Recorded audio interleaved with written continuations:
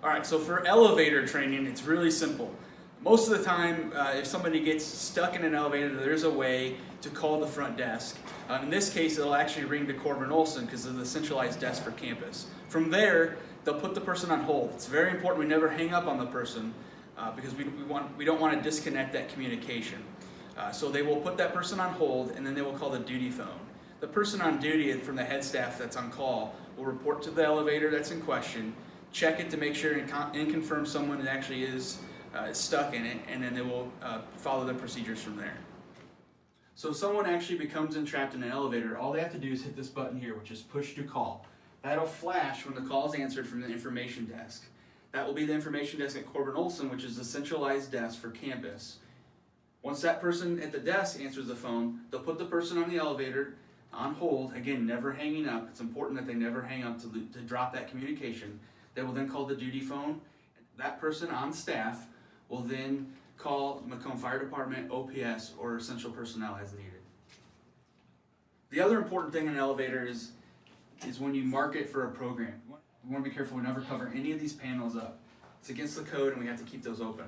The other thing you want to do is warn your students at the beginning of the school year because there's a small crack in the elevator door and we want to make sure that no keys fall through there.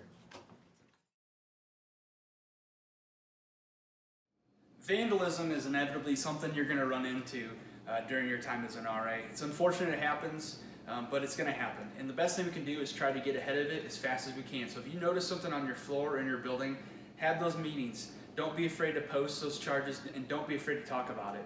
I think oftentimes RAs are afraid of confrontation or afraid of some sort of backlash on their floor.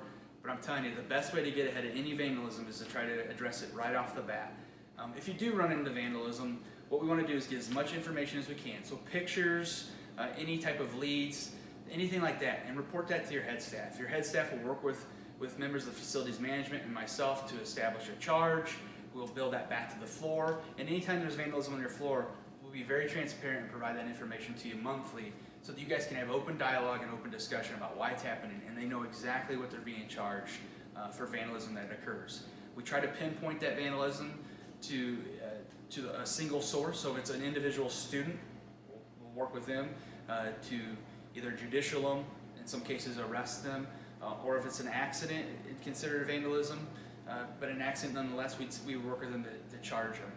So after we process those and put them up on the floors for you guys to see, those are the discussions you're going to want to have. If it's a unique circumstance, your head staff will work with me and we'll put together a charge for that as well. Another thing we can do is if it's considered, an act of vandalism where it's more than just somebody scraping something into the wall, but something of a bigger nature, is Crime Stoppers and encouraging your residents to text, which is completely confidential, which is text or report a fine. And a good incentive for that is they can actually get paid for their tips. So that's something maybe for a false fire alarm or some property gets stolen. Those are the type of things that we consider vandalism that you can use to be a confidential kind of source for that. So encourage your residents for that. The posters are on the floors and throughout campus to put you in touch with that. If vandalism does occur on your floor, I mentioned about getting as much information as possible. We try to single source that. So it's going to go to the individual, but if not, we'll try to go to a particular floor. If we can't pinpoint it to a particular floor, we'll pinpoint it to a particular building. And so we just try to work that funnel down to a single source, but if not, the whole entire building would encompass that charge. Just like out in the community, a tax, if somebody broke something in town, my taxes would cover that.